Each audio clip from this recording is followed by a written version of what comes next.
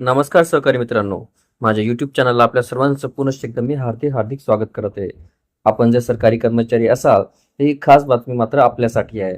नुकतंच महाराष्ट्र शासनाच्या वित्त विभागाने दिनांक 30/5/2024 रोजी एक अतिशय महत्त्वाचा शासन निर्णय निर्गमित केलेला आहे.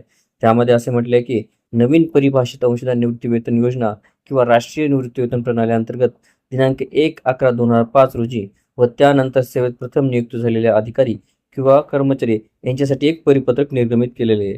त्या परिपत्रकात स्पष्टपणे अशा सूचना दिली आहेत की वित्त विभाग शासन निर्णय दिनांक 31/10/2005 व दिनांक 27/8/2014 अन्वये दिनांक 1/11/2005 रोजी किंवा त्यानंतर शासन सेवेत नियुक्त होणाऱ्या कर्मचाऱ्यांसाठी अनुक्रमे परिभाषित.